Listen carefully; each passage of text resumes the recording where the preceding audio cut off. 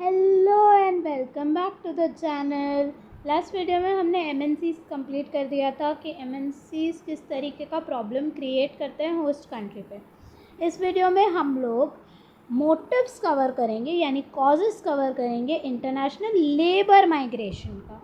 Motives for and welfare effect of international labour migration. This is the last topic of this chapter. Labour migration की वजह से पहली चीज़, किस वजह से लेबर माइग्रेट करता है, कॉजेज़ क्या है या मोटिव्स क्या है।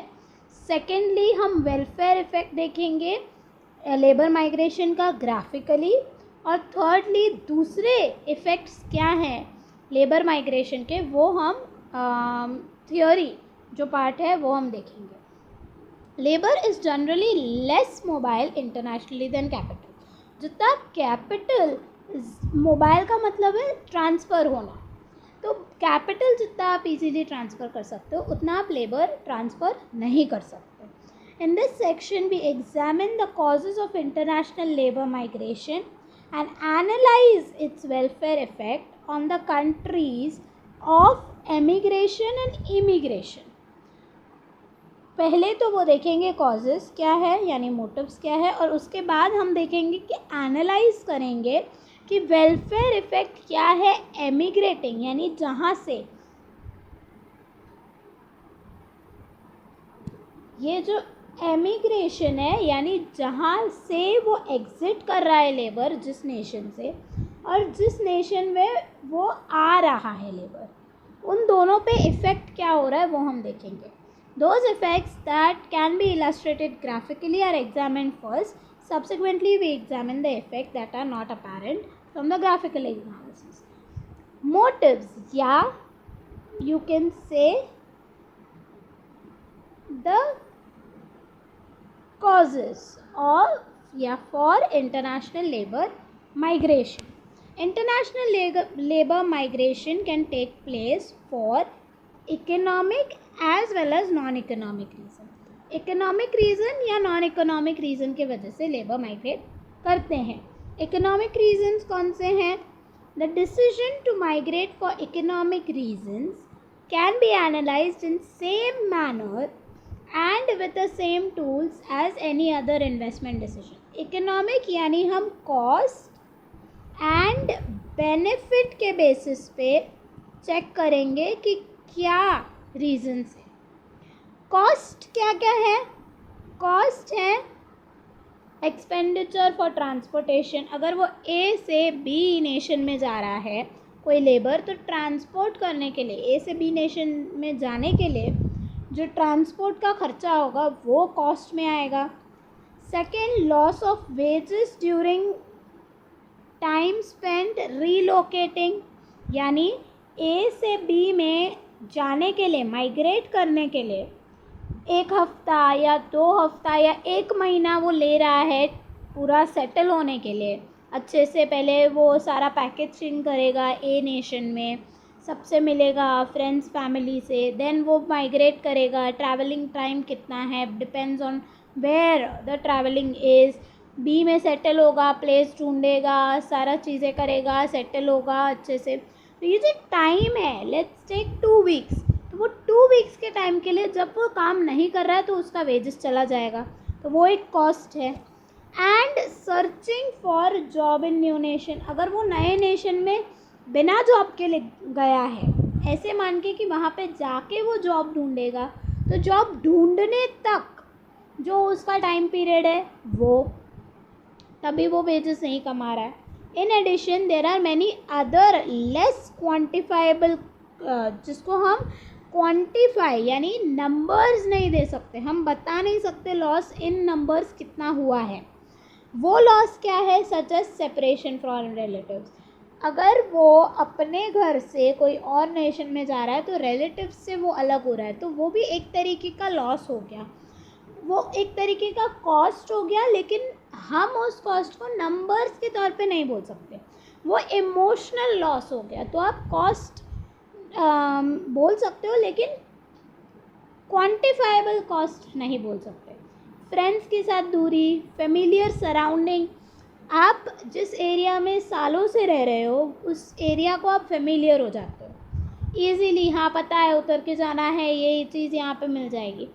तो वो फैमिलियर सराउंडिंग छोड़ के आप नई जगह पे जा रहे हो, नई चीज़ से समझनी पड़ेगी, सारा देखना पड़ेगा, तो वो कॉस्टिंग देन आपका आ जाता है, जिसको हम क्वांटिफाई नहीं कर सकते। ये फीलिंग रिलेटेड है सारे। The need to learn new customs, obviously if you are changing the entire nation, you are going from a nation to B nation, आपको कस्टम्स वहाँ के समझने पड़ेंगे, आपको ट्रेडिशन वहाँ की समझनी पड़ेगी, बहुत सारी चीज़ें वहाँ की लैंग्वेज समझनी पड़ेगी, वो सारी चीज़ें आपको कॉस्ट करती है, जिसे हम कोई वैल्यू नहीं दे सकते, लेकिन ये इनर फीलिंग के साथ लेने देने हैं। एंड ऑफेंट a new language, you have to learn a new language, तो वो कॉस्ट हो जाता है। And the risk involved in finding a new job, अगर आप new job, housing and so on, अगर आप नई जगह पे जा रहे हो विदाउट एनी जॉब, ये सोच के कि मैं जॉब मिल जाएगी मुझे, वहाँ पे जा रहे हो, तो रिस्क आप लेके जा रहे हो कि हो सकता है नहीं भी मिले। घर आप ऐसे ही जा रहे हो बिना घर देखे, मिल जाएगा, पीजी मिल जाएगा या रेंटल हाउस मिल जाएगा, रिस्क लेके जा रहे हो, नहीं मिला तो क्या। तो वो सारी चीज़ें, वो रिस्क भी एक कॉस्ट है। And so on in a new land, मतलब न्यू जगह पर जब आप शिफ्ट करते हो, ये सारी आपकी कॉस्ट है। किस कॉस्ट? इकोनॉमिक कॉस्ट, जिसे हम कह रहे हैं। To be sure many of these non economic cost are greatly, ये सारे ये जो यहाँ पे अदर लेस क्वान्टिफाइबल कॉस्ट थे, ये आपके नॉन इकोनॉमिक कॉस्ट में भी आ जाते हैं, जो आपके फीलिंग्स रिलेटेड है, ये नॉन इकोनॉमिक कॉस्ट में भी आ जाता है। To be sure many of these non economic costs are greatly reduced by the fact that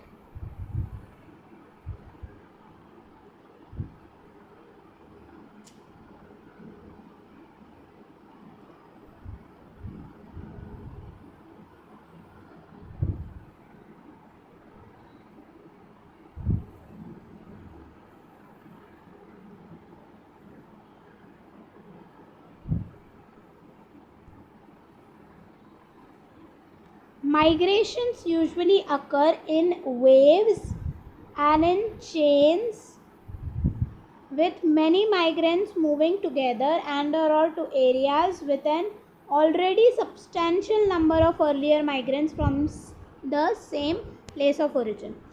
तो जो नॉन इकोनॉमिक रीजंस है, नॉन इकोनॉमिक कॉस्ट है, वो काफ़ी कम हो चुके हैं। नॉन इकोनॉमिक रीजंस या नॉन इकोनॉमिक कॉस्ट जिसके वजह से आप शिफ्ट करते हो, वो काफ़ी कम हो चुके हैं, क्योंकि एक साथ काफ़ी माइग्रेंट ट्रैवल करते हैं, एक साथ उसी जगह से काफ़ी माइग्रेंट जाते रहते हैं थ्रू टाइम पीरियड। तो नॉन इकोनॉमिक कॉस्ट जो होता है वो कम हो जाता है। जैसे रिलेटिव्स से अटैचमेंट, क्योंकि मुझे पता है बचपन से कि इस एरिया में या हमारे फैमिली में सारे जन शिफ्ट हुए हैं दूसरे नेशन में, तो मुझे पता है आगे चल के मैं भी शिफ्ट हो जाऊंगी, तो मैं इतना फैमिली अटैचमेंट नहीं रखूँगी। तो वो वेव्स इन चेन्स में जाता है।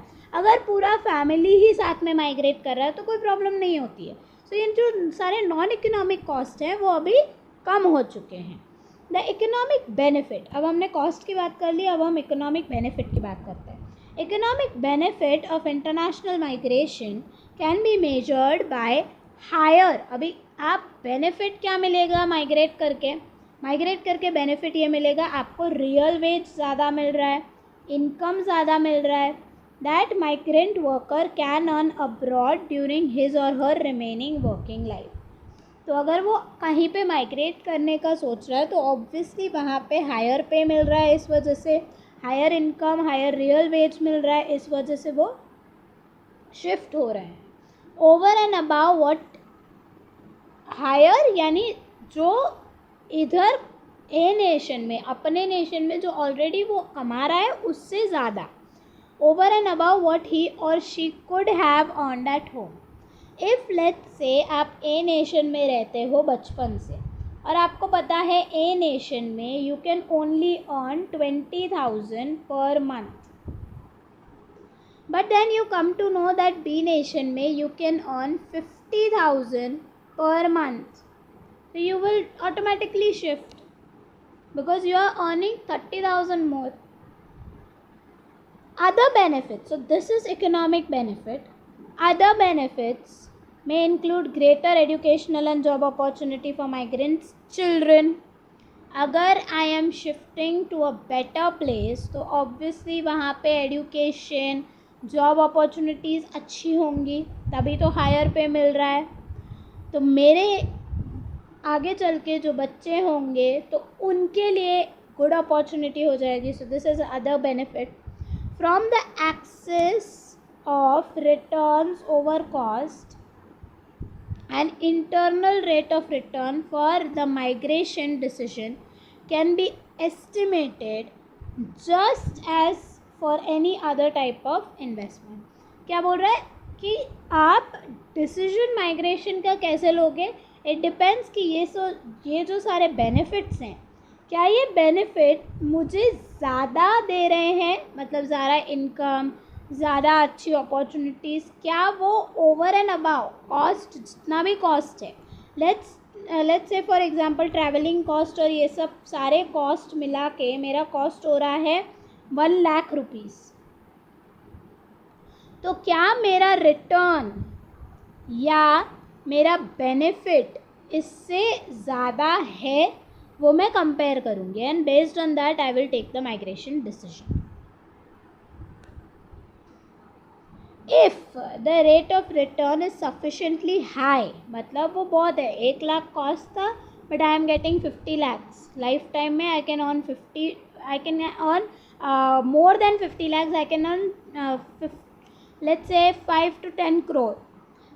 So if this rate of return is sufficiently high, return में मुझे ज़्यादा मिल रहा है to also overcome the non-economic cost, और इतना ज़्यादा है कि मेरा non-economic cost जो है feelings towards my family, friends और ये सब भी मैं ignore कर सकती हूँ associated with migration, then the worker will migrate. Then I will decide to migrate.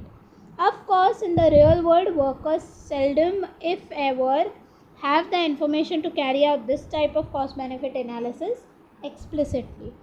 Workers, they don't have idea कि ऐसे तरीके से you can calculate how cost and benefit analysis को. अगर वो कर पाते हैं then they decide. अगर वो नहीं कर पाते हैं और फिर वो माइग्रेट कर लेते हैं then वो रिग्रेट करते हैं अपने डिसीजन को, क्योंकि हो सकता है उनका कॉस्ट ज़्यादा होगा compared to the benefit that they are getting. Nevertheless, they behave as if they did. वो ऐसे दिखाते हैं कि हमने तो देखा था, सारा कैलकुलेशन करके रखा था, हमें तो पता चला हाँ अच्छा खासा कमाएंगे ट्रैवल करने के बाद, लेकिन नहीं कर रहे हैं, नहीं कमा रहे हैं. वो दिखाते हैं, but this is confirm by the fact that migrants invariably move from low wage to high wage nations. Reality ऐसे है जो दिखने में आता है कि नॉर्मली माइग्रेंट्स ज़्यादातर लो वेज से हाई वेज नेशन की तरफ मूव करते ही हैं. कॉस्ट बेनिफिट एनालिसिस देखते नहीं हैं, लो वेज से हाई नेशन की तरफ, हाई वेज नेशन की तरफ करते हैं. फर्दरमोर यंगर वर्कर्स, अब किस तरीके का माइग्रेशन देखने को मिलता है, एक लो वेज नेशन से हाई वेज नेशन की तरफ ज़्यादा माइग्रेशन देखने को मिलता है. किस तरीके के लोग माइग्रेट ज़्यादा करते हैं, so younger workers migrate more readily than older workers, because क्या रहा है कि जो यंग पीपल है वो ज़्यादा इजीली माइग्रेट करते हैं, इस वजह से वो ज़्यादा यंगर पीपल दिखते हैं माइग्रेट करते हुए. ओल्डर वर्कर्स जो है वो इजीली माइग्रेट नहीं करते. क्यों? Among other things they have a longer remaining working life. क्यों? यंगर वर्कर्स जो है लेट्स से 20s में हैं, जो उनके पास वर्क लाइफ ज़्यादा है, तो वो अगर बाहर जाएंगे भी तो उनके पास ज़्यादा टाइम है to earn good amount of money. Whereas older worker के पास इतना टाइम ही नहीं बचा कि वो शिफ्ट करके वहाँ पे सेटल हो, सारे रिस्क ले, सारी चीज़ें करे और फिर वो ऑन करे, इतना टाइम ही नहीं बचा है। Working life over which to benefit from the higher wages abroad, तो वही चीज़ मैंने आपको एक्सप्लेन कर दी है। सो मोटिव्स या कॉजेज़ हमने देख लिए हैं। जो वेलफेयर इफेक्ट है, ये जो डायग्राम है मैं नेक्स्ट वीडियो में अपलोड करूँगी। Till then you keep watching the journey of understanding economics. Wait, there are few things. First, if you have understood everything, like कर दो यार, एक लाइक करने में कुछ भी नहीं जाता है। कमेंट, अगर आपको कोई डाउट आता है या कुछ आपको फीडबैक देना है, आप कमेंट कर सकते हो। Obviously share it with your classmates if you have understood, so help them also. अपने फ्रेंड्स को, अपने क्लासमेट्स को शेयर कर दो। Also if you are new to the channel, do subscribe to the channel, and if you are looking for any tuitions from me online, then you can WhatsApp on the number given below. मुझे सिर्फ WhatsApp कर दो आपका syllabus and आप कौन सा topic चाहते हो, तो accordingly we can coordinate. Thank you so much.